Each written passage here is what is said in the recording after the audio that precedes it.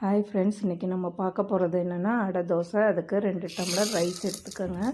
1 டம்ளரில் அரை டம்ளர் கடலைப்பருப்பு, அரை டம்ளர் உளுந்தம்பருப்பு எடுத்துக்கிட்டு நமக்கு காரத்துக்கு தேவையான அளவு வரமிளகா 5 6 7 8 எடுத்துகிட்டு தண்ணி ஊற்றி நைட்டே ஊற வச்சுருங்க. அது நல்லா ஒரு 6 மணி நேரம் ஊறணும்.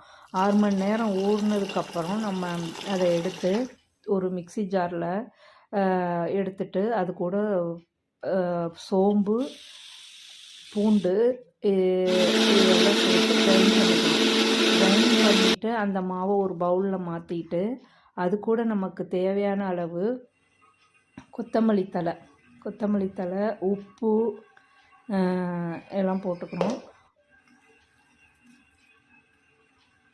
அதுக்கப்புறம் தேவையான அளவு வெங்காயம் பொடிசாக கட் பண்ணது, சின்ன வெங்காயம் கட் பண்ணி போட்டால் இன்னும் டேஸ்ட் நல்லாயிருக்கும்.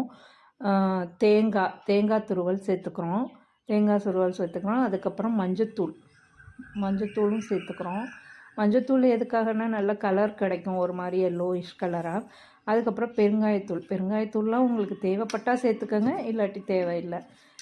சேர்த்துட்டு நல்லா தோசை மாவு பதத்துக்கு நல்லா கொஞ்சம் தண்ணி ஊற்றி கலந்து வச்சுக்கோங்க. அதுக்கப்புறம் தோசைக்கல்லை நல்லா சூடு பண்ணிவிட்டு 2 கண்டி மாவு எடுத்து நல்லா தோசை ஊற்றுற மாதிரி ஊற்றிடுங்க. சுற்றிலும் நல்லா எண்ணெய் ஊற்றி வெந்ததுக்கப்புறம் நல்லா திருப்பி போட்டிங்கன்னா நல்லா சாஃப்டான அடை தோசை ரெடி ஆகிடும். இதை நீங்கள் சட்னி கூடையோ இல்லை சாம்பார் கூடையோ தொட்டு சாப்பிட்லாம். ரொம்ப டேஸ்டி.